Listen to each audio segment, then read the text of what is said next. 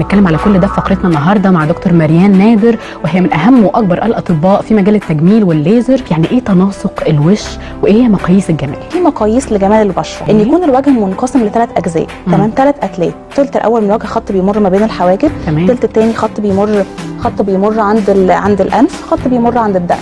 ال3 اتلات للوش دول لازم يكونوا متناسقين مع بعض. كده احنا نقدر نقول ان الوجه جميل. في حاجه كمان ان هي الكيرفات بتاعت الوش عند السيده او الفتاه لازم تكون واخده كيرفات. بص، اي حاجه بنقدر نظبطها بالفيلر. الفيلر ده ماده مالئه، تمام. بنحقنه مثلا في الخدود، لو لقينا فقد في منطقه الدهون في الخدود، بنحقنه في خطيه الابتسامه، بنحقنه في منطقه الدقن لو الكيرفات دي داخله لجوه، تمام. الفيلر بيملى مكان. في منطقه الشفايف بيكون مفيش كونتور، مفيش بوردر للشفه، فاحنا بنبتدي نرسمه بالفيلر.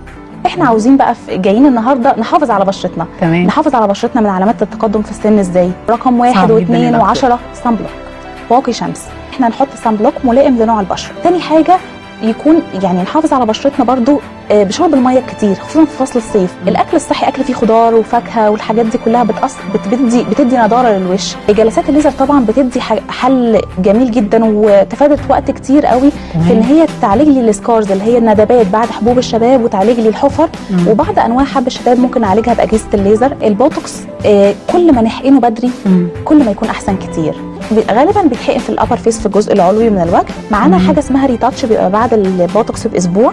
بنبتدي نحقن اي رتوش متبقيه، بنبتدي نحقنها نزودها. بيتحقن في الاندر ارم، بيتحقن في الايدين، بيتحقن في الرجلين. فاحنا لو عندنا في بعض الناس بتلاقي الهاله السوداء دي نتيجه تجويف موجود. لو التجويف ده موجود بنبتدي نحقنه فيلر، فبيبتدي يحسن لي المكان لان المكان اتملى، فما فيش الضي اللي بيبقى موجود. ممكن نعمل حاجه اسمها كاربوكسي ثيرابي، اللي هي بنحقن غاز ثاني اكسيد الكربون، فالدم الراكد اللي مدي ايحاء ان المكان مسمر بيبتدي يتحرك، فيبتدي المكان يفتح تدريجيا. الخيوط الفرنسيه دي حلت مشاكل كتيره جدا، زي حقنه الفيلر بالظبط. بتدخل وبيبقى جواها الخيط، تطلع الخيط يثبت جوه ويبتدي يشد الوش. لازمه فكرتها ان احنا بنسحب عينات الدم، بنفصلها في جهاز بطريقه معينه، بتدي يفصل لي كرات الدم الحمراء. اخد البلازما واحقنها في منطقه الوجه او في الشعر. انا مش عايزه بشرتي تعجز بدري، تمام، فببتدي احقن بلازما. كمان ممكن اعمل مع البلازما ديرما رولر، ممكن اعمل مع البلازما فراكشنال ليزر، ممكن اعمل مع البلازما كذا ميزو ثيرابي، تمام، او بتقنيه الديرما بين برضو.